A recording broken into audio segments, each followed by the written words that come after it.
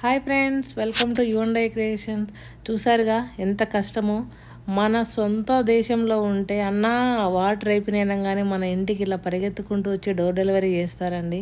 మా హస్బెండ్ కూడా same situation. ఇండియాలో ఉన్నప్పుడు ఏమండి వాటర్ అయిపోయినాయి తీసుకురా అంటే ఆ అన్నకు ఫోన్ చేయి అన్న తెస్తాడు అంటాడు. బట్ ఇక్కడ అలా కాదు కదా. ఎంత కష్టమో చూడండి. మన వాటర్ మనమే తెచ్చుకోవాలి. అందులోనూ మనకి ఇంకా సొంత కారు లేకపోతే అది ఇంకో రకమైన నరకం అండి.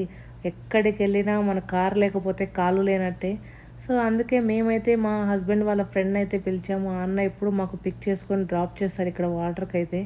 సో ఇక చూసారుగా, మనకు క్యాబ్లో రావడానికి $10, మళ్ళీ పోవడానికి $10, వాటర్కి $10, ఆల్మోస్ట్ $30 ఓన్లీ వాటర్కి. మాకైతే ఈ వాటరు 7 to 10 days అయితే వస్తాయి వాటర్. ఎందుకంటే మేమిద్దరమే ఉన్నాం కదా. సో 20 gallons పడతాయండి. మనకి ఇక్కడ 4 cans అయితే ఉన్నాయి. ఒక క్యాన్ అయితే 5 gallons. సో ఒక గ్యాలన్ ఇక్కడ 45 cents అండి. చూడండి ప్రైస్ ఎలా ఉందో.